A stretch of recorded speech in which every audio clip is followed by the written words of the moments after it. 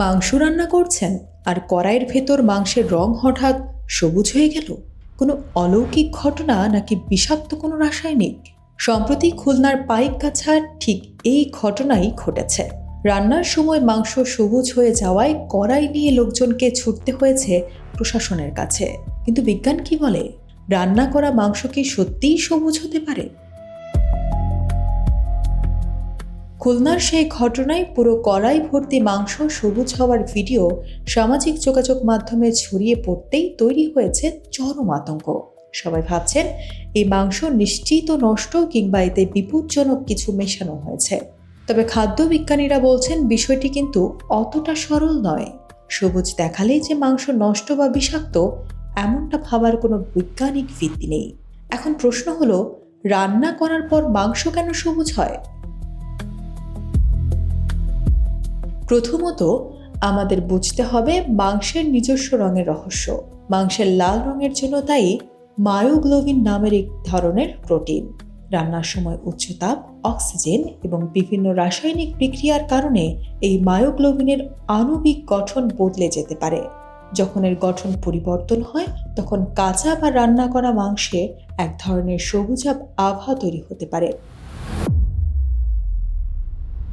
দ্বিতীয় কারণটি হলো একটি বিশেষ ভৌত ঘটনা, যাকে বিজ্ঞানীরা বলেন ইরিডেন্সেস বা বর্ণচ্ছটা।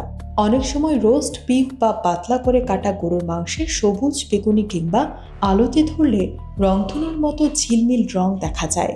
ফ্রিজে সংরক্ষিত মাংস বা উচ্চ তাপে রান্না করা মাংসে পেশির সূক্ষ্ম গঠন ও আলোর প্রতিফলনের কারণে এমনটা ঘটে। এটা কোনো ক্ষতিকর রং বা কেমিক্যাল নয়, বরং কেবলই আলোর খেলা। তবে এর একটি বিপজ্জনক দিকও কিন্তু আছে। যদি মাংস সঠিকভাবে সংরক্ষণ না করা হয় এবং তাতে ব্যাকটেরিয়া, ছত্রাক বা অণুজীবের আক্রমণ ঘটে, তাহলেও মাংসের রং সবুজ বা ধূসর হতে পারে। তবে এই ক্ষেত্রে কেবল রং বদলাবে না, মাংস থেকে কটু দুর্গন্ধ বের হবে এবং হাত দিলে পিচ্ছিল বা চটচটে অনুভূতি হবে। তাহলে খুলনার ঘটনার আসল রহস্য কি? সত্যি বলতে, এই মাংস ল্যাবরেটরিতে পরীক্ষা করা হয়নি, তাই নিশ্চিত করে বলা সম্ভব নয় এটি স্বাভাবিক রাসায়নিক বিক্রিয়া ছিল নাকি সংরক্ষণের ভুলের কারণে ব্যাকটেরিয়ার আক্রমণ। আমরা অনেকেই মনে করি মাংস পুরোপুরি বাদামি না হলে তা সেদ্ধ হয়নি, আবার বাদামি হলেই মাংস নিরাপদ। দুটি ধারণাই ভুল।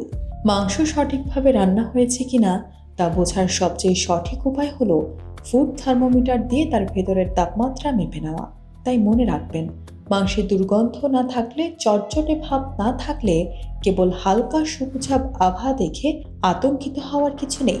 তবে অস্বাভাবিক কিছু দেখলে তা না খাওয়াই বুদ্ধিমানের কাজ।